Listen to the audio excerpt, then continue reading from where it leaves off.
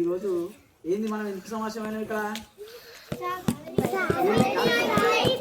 సావిత్రిబాయి పూలే గారి జయంతి సందర్భంగా మనం ఈ కార్యక్రమాన్ని ఏర్పాటు చేసుకోవడం అనేది జరిగింది. సార్ మనకి ఇప్పుడే చెప్పేసిండ్రు సావిత్రిబాయి గారి యొక్క గొప్పతనం ఏంటిదంటే తను భారతదేశంలోనే మొట్టమొదటి మహిళా ఉపాధ్యాయురాలు.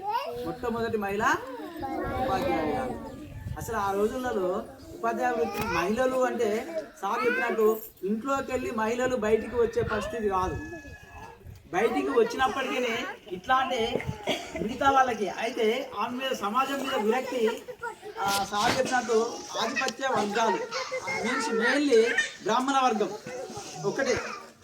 బ్రాహ్మణ వర్గము ఆ రోజు సమాజంలో ఆధిపత్య వర్గం ఏంటిదంటే బ్రాహ్మణ వర్గం ఏమిటి.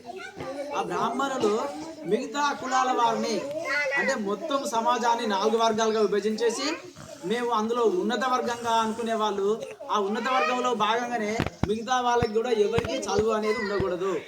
మిగతా వాళ్ళు ఎవరు కూడా సమాజంలో గొప్పగా విద్యావంతులు కాకూడదు, తెలివికల వాళ్ళు కాకూడదు, మేము ఏది చెప్తే అదే వినాలి అన్నటువంటి ధోరణి ఉన్నటువంటి ఆ రోజులలోనే మరి సావిత్రిబాయి పూలే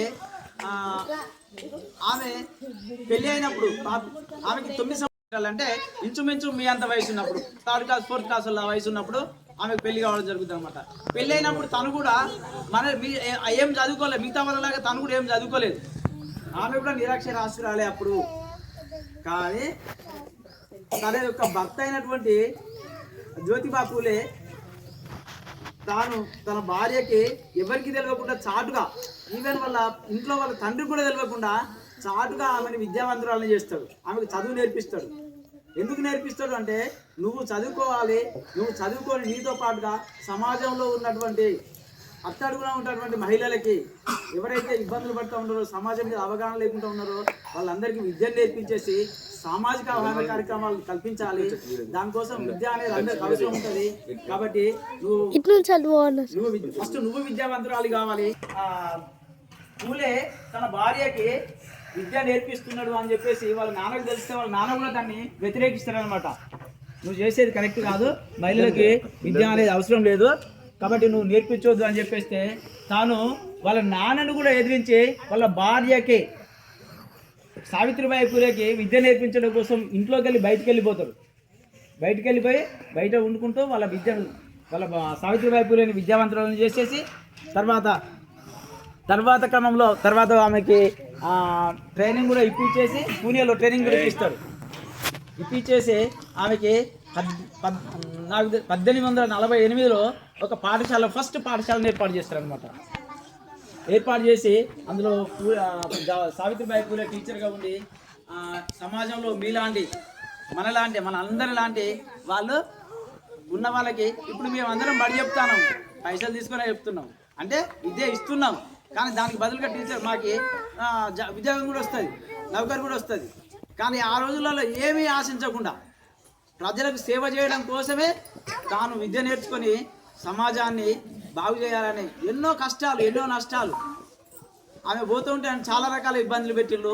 అయినప్పటికీ అవన్నిటిని భరించుకుంటూ తను ఏదైతే చేయాలనుకుందో తన లక్ష్యాన్ని నెరవేర్చుకోవడం కోసం సమాజం నుంచి ఎన్ని ఇబ్బందులు వచ్చినా వాటిని భరించుకుంటూ ఆ రోజులలో ఉన్నటువంటి మహిళలకి పాఠశాలను స్థాపించేసి విద్యా కార్యక్రమాలను అందించేసి భారతదేశంలోనే మొట్టమొదటి మహిళా ఉపాధ్యాయురాలుగా పేరు పొందడం జరిగింది.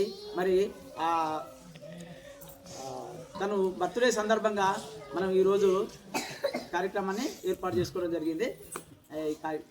ఉపాధ్యాసం ఇతరులతో నాతోటి ఉపాధ్యాయులకి దేవ సార్కి రవీంద్ర సార్కి అన్ని వేళలా మాకు సహకరిస్తున్న లక్ష్మీ మేడం గారికి, పిల్లలు మీకు జాతీయ మహిళా ఉపాధ్యాయ దినోత్సవ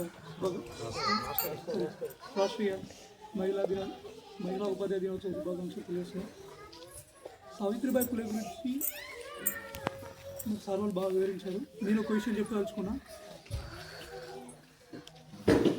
ఆమె చాలా రెస్ట్రిక్షన్స్ ఉన్న సమయంలో అంటే చాలా ఇబ్బందులు ఉన్న సమయంలో చదువుకొని తను నేర్చుకున్న జ్ఞానాన్ని ఇంకో నలుగురికి అందించడం జరిగింది. అలాగే మనకు తెలిసిన విషయాన్ని మంచి విషయాల్ని మన ఫ్రెండ్స్కి కానీ మనతోటి స్టూడెంట్స్ కానీ ఇంటికాడ అమ్మ నాన్నకు కానీ షేర్ చేసుకోవాల్సిందే కోరుతున్నాం. ఇంకొక ఉపన్యాసం. మరియు నాతోటి ఉపాధ్యాయులు మరియు అన్నగారు మేడం గారికి పిల్లలందరికీ నా ఆశీస్సులు. ఈరోజు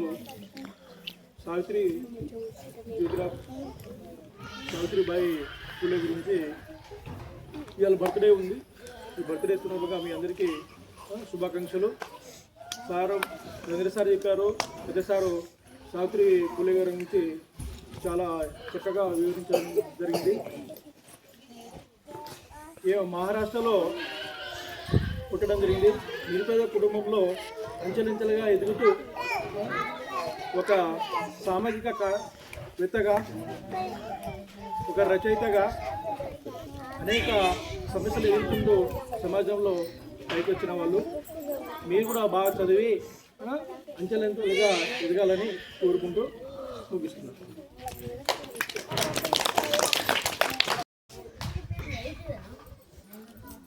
సావిత్రిబాయి పూలే సందర్భంగా సమావేశం ఏర్పాటు చేసుకోవడం. అందరికీ నమస్కారం.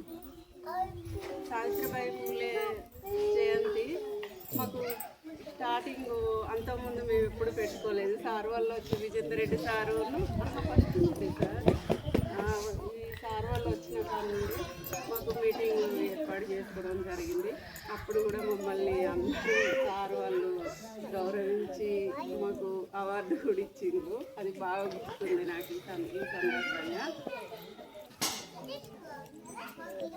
సావిత్రిబాయి పూలే చిన్నప్పుడు ఎంత కష్టపడి చదివి వాళ్ళ సారు వాళ్ళ సావిత్రిబాయి పూలే వాళ్ళ భర్తనే ఆమెకు చదువు